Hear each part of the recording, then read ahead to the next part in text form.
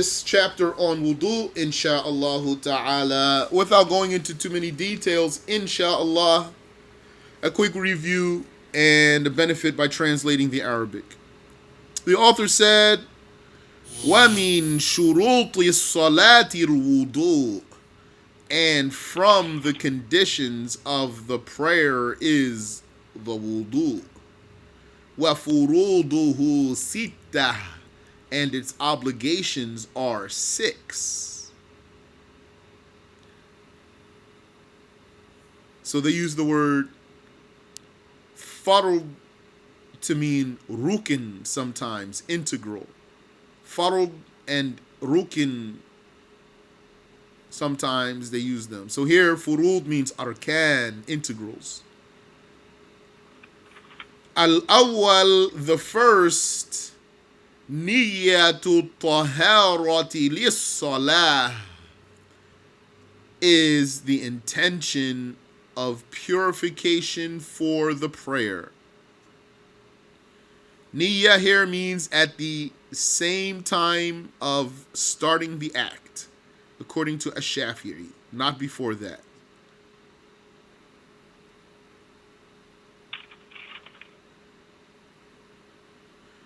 أو غيرها, or other than that intention, or other than that niyyah.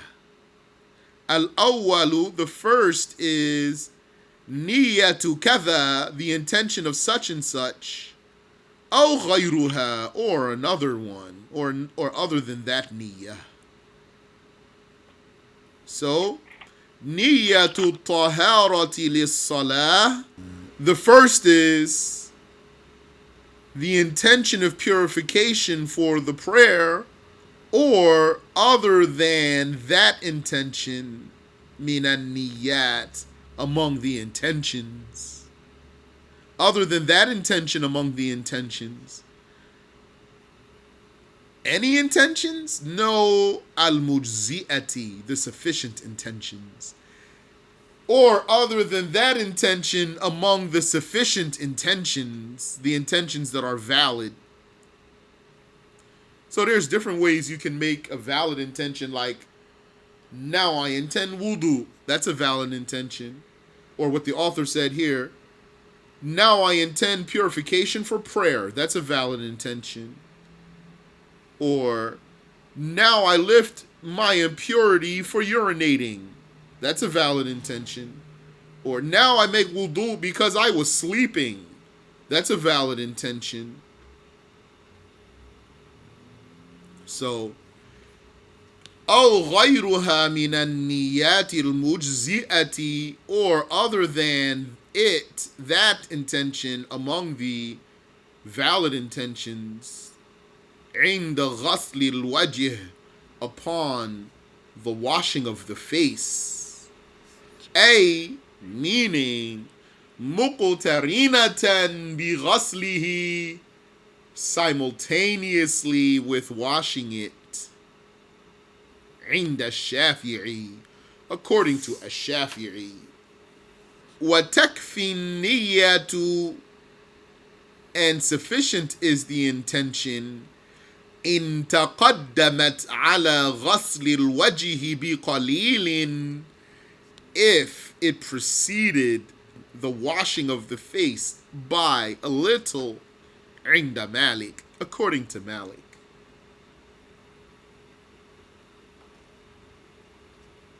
So according to Shafi, make the intention when the water touches your face. Whether you put the water on your face with your hand, then you make the intention then, or if you put your face under the water, then make your intention then.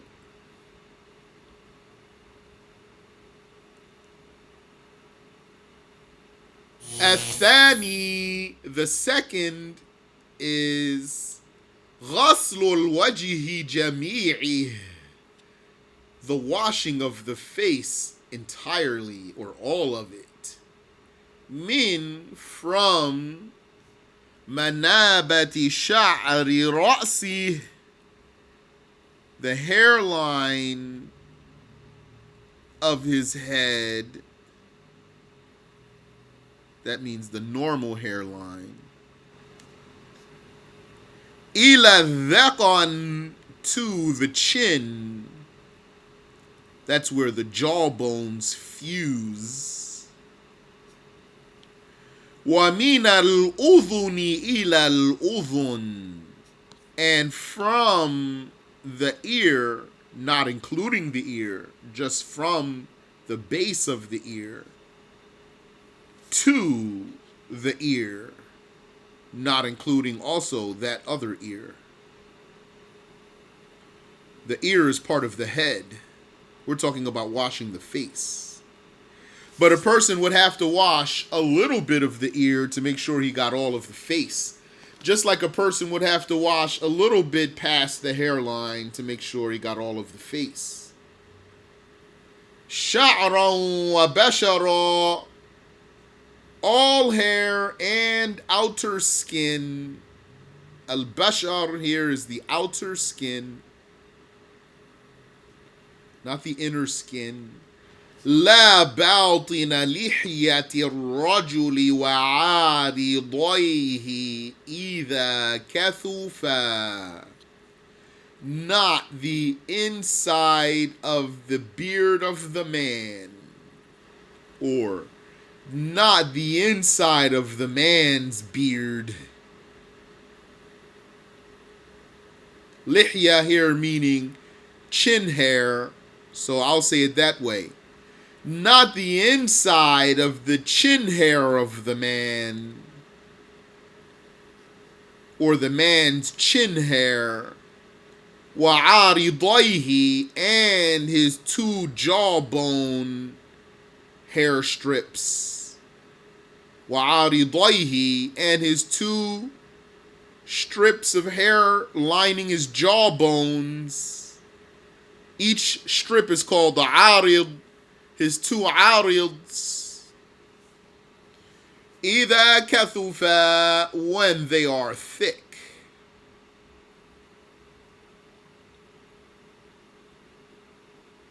So that's 3 hairs that the shaykh mentioned there.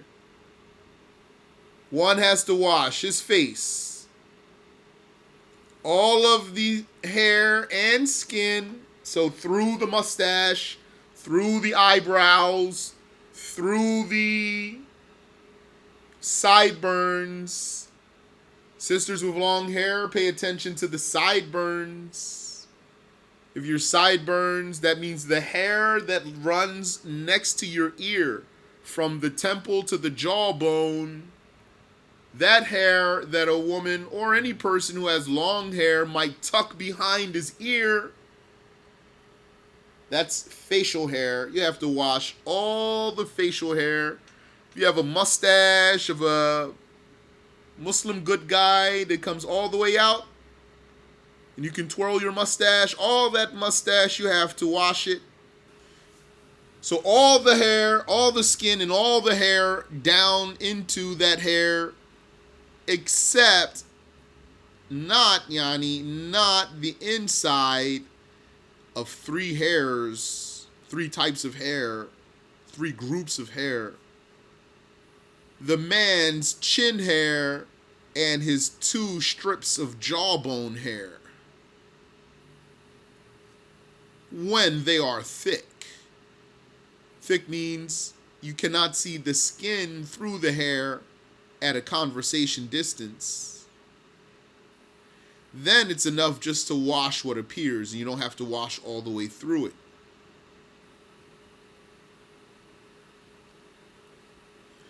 And by saying man, that excludes the woman and the hermaphrodite. So if either of those had a thick beard, it would be an obligation to wash through it down to the skin. الثالث, the third, غسل اليدين, washing. Al-yadain could mean the arms, it could mean the hands, but here it really means the arms. غسل اليدين, washing the arms, مع المرفقين, with the elbows. But the Quran says إلى المرفقين, up to the elbow. That's how we knew that it means arm. إلى المرفقين, up to the elbow. Wash the hands, including the elbow is the meaning. Wash the yed, including the elbow. Wash the yed, including the elbow. So the elbow is not a part of the hand. The elbow is part of the arm. And the hand is a part of the arm also. So here in the ayah, yed means arm. وَأَيْدِيَكُمْ إِلَى الْمَرَافِقِ. Did I say إِلَى الْمِرْفَقَيْن is in the ayah? If I said that, scratch that. The ayah says, فَاغْسِلُوا وُجُوهَكُمْ, wash your faces, وَأَيْدِيَكُمْ إِلَى الْمَرَافِقِ, and your arms to the elbows. Here, the author said, مَعَ الْمِرْفَقَيْن, with the elbows. Why? To support the Shafi'i school. That statement, مَعَ الْمِرْفَقَيْن, is supporting the judgment of the Shafi'i school. Or else the ayah itself says, إِلَى الْمِرْفَقَيْن, إِلَى, to. So, because some schools said you don't have to do the elbows, you just have to go up to the elbows. That's how they understood the ayah. As Shafi'i said, this ayah means you have to do the elbows. The elbows are included. So the Shafi'i scholars explain that judgment in their books by saying, ma'al mirfaqayn, with the elbows, wama alayhima, and whatever is upon them, whatever is upon those two arms, up to the elbows. That means any hair, any scabs, for example.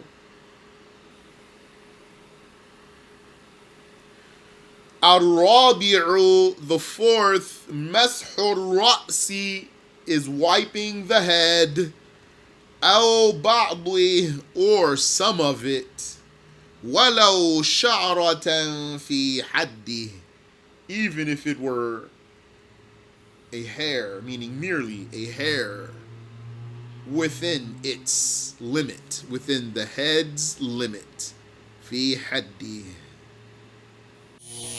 Wal khamis, and the fifth is ghaslu rijlaini, the washing of the 2 feet. Ma'al ka'bayn, with the 2 ankles. Each foot has 2 ankles, so every person who has all of his ankles has 4 ankles. Aw massul khuf, or wiping the khuf. إذا كملت شروطه, when its conditions are complete. Which we're not going to go into, we're just going to stick to translating the text here. So you review that in the lessons that you've taken previously. As-sadis, the 6th, is at-tartibu hakadha, the sequence like that, like what was mentioned.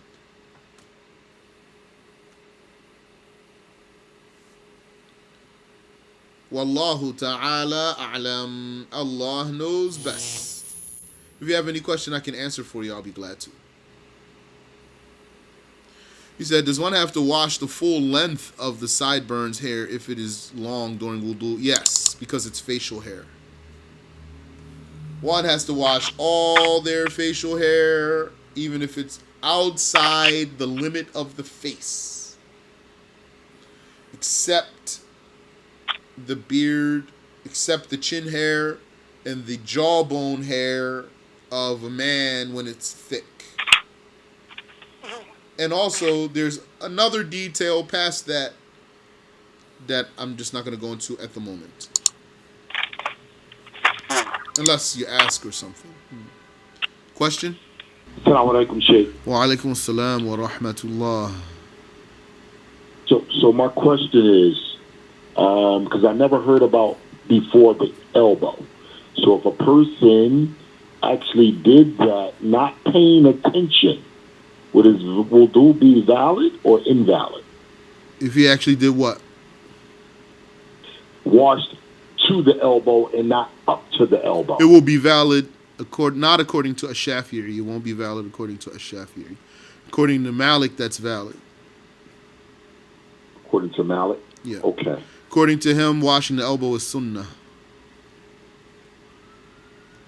Okay. So did they take from the same hadith? Because That, I'm confused on how one gets one understanding and one gets another in that instance.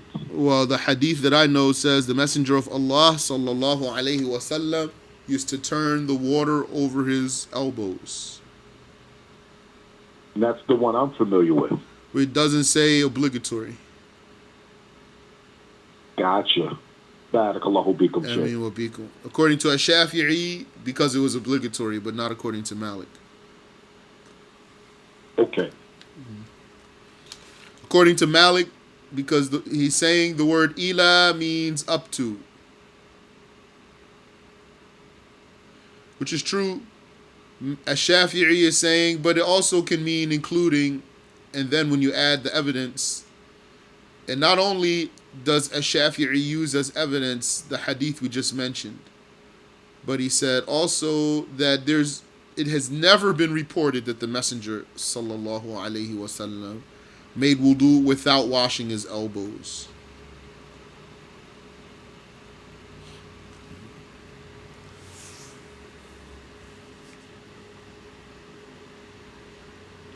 Any other questions?